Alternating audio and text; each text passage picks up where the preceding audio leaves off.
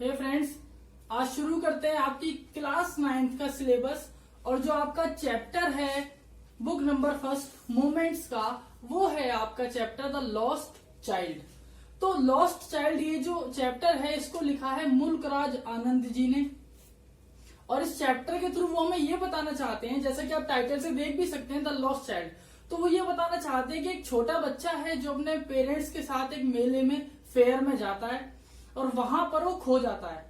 तो खोने के बाद उसकी जो फीलिंग्स होती हैं वो सिर्फ अपने माँ बाप की तरफ होती हैं। लेकिन जब तक वो मेले में था वो किसके बारे में सोचता है? उन चीजों के बारे में that were in the fair. जो चीजें मेले में थी, चाहे वो खिलौने हुए, मिठाइयां हुई, झूले हुए, तो he was thinking about all those things.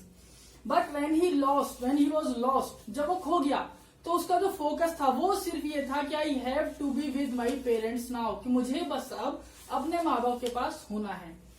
तो अगर बात करते हैं थीम की, तो थीम है आपकी लव एंड अफेक्शन, कि भाई हमारा जो बॉन्ड ऑफ लव होता है, चाहे वो लिविंग से हो चाहे वो नॉन लिविंग से हो, वो बॉन्ड ऑफ लव ही रहता है। वो इमोशंस ही रहते हैं।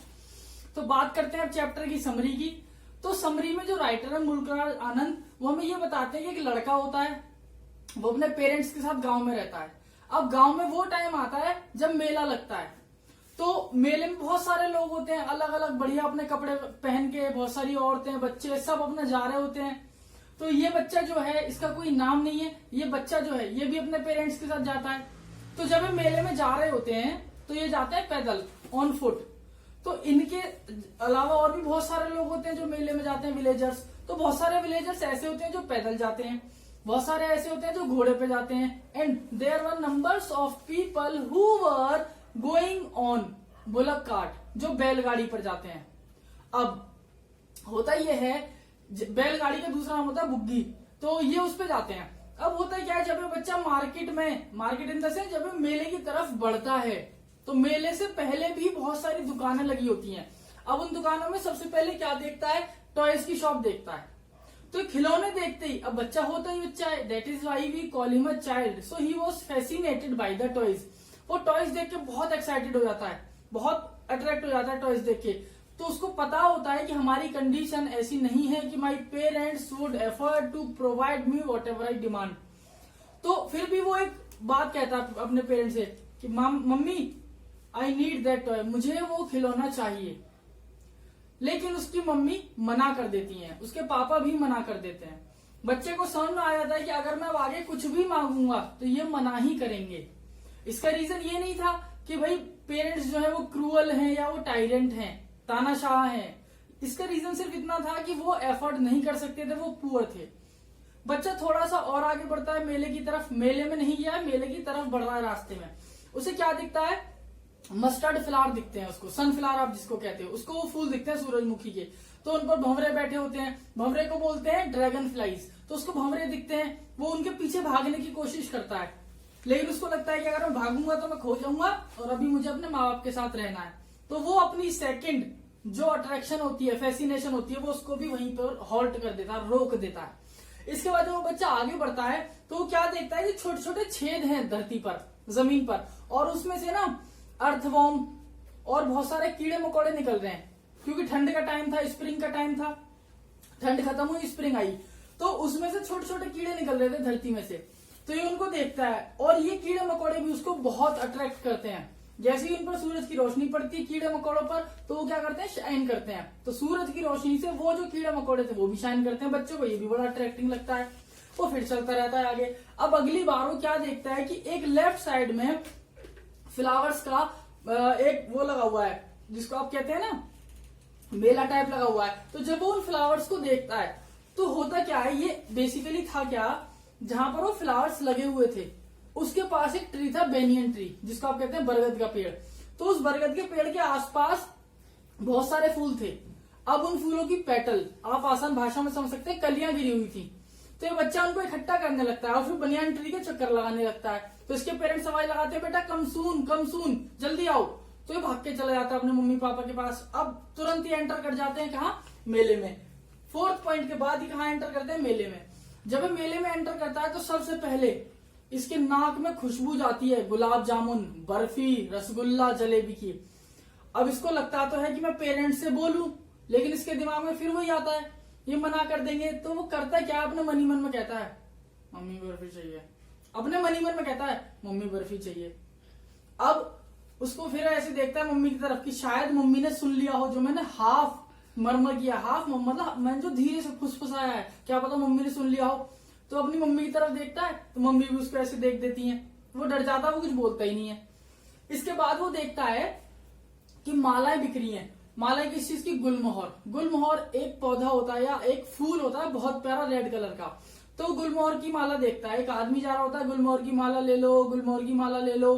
अब उसको माला भी बड़ी अच्छी लगती है, वो सोचता है क्या मैं अपने पापा से बोलूं, लेकिन फिर उसको लगता है पापा बोलेंगे तो फूल का करेगा क्या, वो इसीलिए कहता ही नहीं है।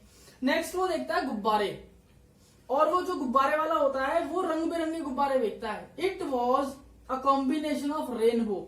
रेनबो जो होता है ना आपका VIBGYOR, violet, indigo, blue, yellow, orange, red, पूरे कॉम्बिनेशन का वो एक सेट बनाता है गुब्बारे वाला, विबग्योर का। वो कहता है इंद्रधनुष के गुब्बारे ले लो, रेनबो के गुब्बारे ले लो। अब बच्चे का मन तो बहुत करता है, लेकिन फिर उसके दिमाग में एक चीज आती है कि अगर अब मैंने कहा कि मुझे गुब्बारे चाहिए तो पापा पता है क्या बोलेंगे कि तू इतना छोटा नहीं है कि गुब्बारों से खेले, you are not younger enough to play with the balloons. चलिए ठीक, अब वो बढ़ता है आगे। इसके बाद वो क्या देखता है कि एक सांप वाला है और वो सांप का खेल दिखा रहा है। वो क्या कर रहा है, वो एक बांसुरी, एक फ्लूट बजा रहा है, अपनी धुन बजा रहा है, और उस पर जो सांप है वो डांस कर रहा है।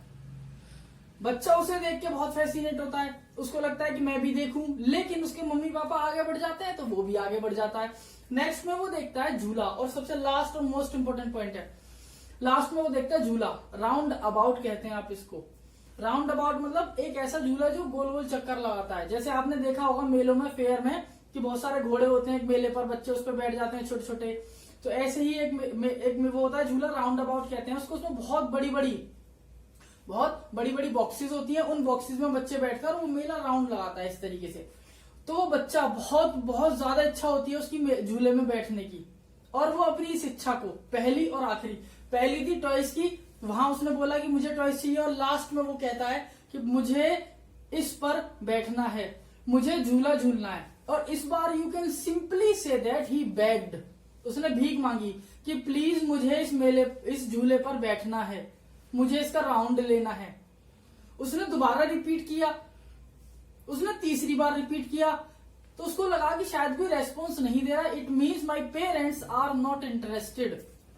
लेकिन बच्चे ने फिर सोचा कि एक बार और रिक्वेस्ट करता हूं। उसने जैसे ही पीछे पलटकर देखा, his parents were not there, उसके पेरेंट्स वहां पर नहीं थे।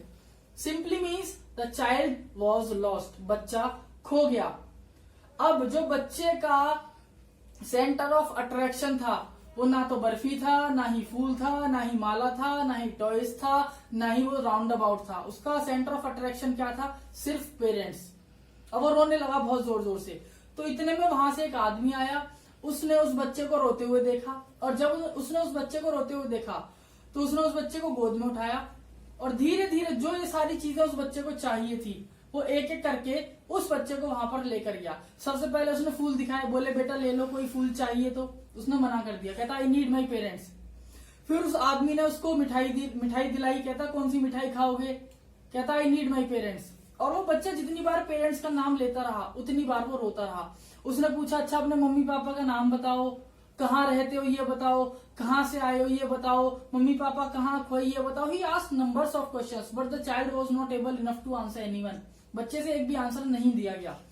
अब उस आदमी की भी समझ में नहीं आया क्या करा जाए। तो जिन चीजों के लिए जो थीम है चैप्टर की वो ये है कि वो चीज है जो बच्चा स्टार्टिंग से चाह रहा था वो उसको तब नहीं मिली जब उसके पेरेंट्स उसके साथ थे। But when the moment came the parents lost और the child lost, he was getting all those things.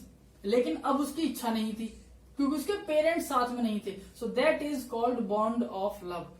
और दोस्तों लास्ट में होता क्या है, कुछ भी नहीं पता कि बच्चा अपने पेरेंट्स से मिलता है या नहीं मिलता। तो सिंपल यही था कि बच्चे को जो चीज जब चाहिए थी अपने पेरेंट्स के होते हुए चाहिए थी, लेकिन जैसे ही पेरेंट्स खो जाते हैं तो वो जो आदमी होता है जो सारी चीजें उस बच्चे को ऑफर करता है, बच्चा मना कर देता है। अल्टीमेट यही था कि बच्चा कहाँ गया, किसको मिला, क्या हुआ, कुछ नहीं पता, and the chapter is over. So मिलते हैं बहुत जल्द किसी और अच्छी स्टोरी के साथ। Till then you can take the screenshot. Thank you guys.